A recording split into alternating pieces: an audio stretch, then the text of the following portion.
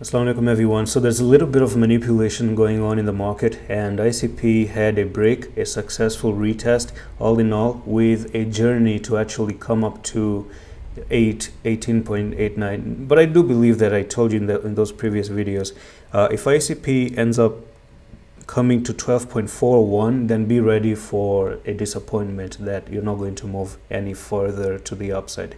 It's all about support and resistance level. You work with patterns that you have and what you don't have. So I'm going to remove this lower support, and yeah, as far as I'm concerned, you can see that you can actually say it's almost like an inverse head and shoulder right over here, which doesn't make sense in an uptrend, by the way.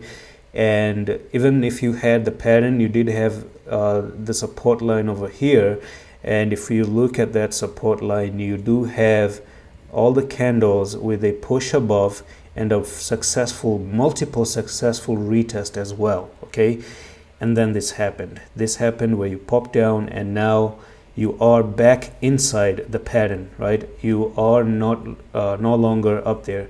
Now there's still 38 minutes. If you look at the right side of your screen, 38 more minutes to close this candle, and in 38 minutes, if you do manage to move back up very quickly to 13.6, we are going to be in a safe mark once again. So Bitcoin is a bit in trouble as well. Keep that in mind, and whatever Bitcoin does as well, the market is going to follow in the future. So do keep an eye that you don't come down to 12.481. I personally would not keep a trade open if ICP comes down there. And that's all for the video. I'm going to see you in the next one. Allah Hafiz.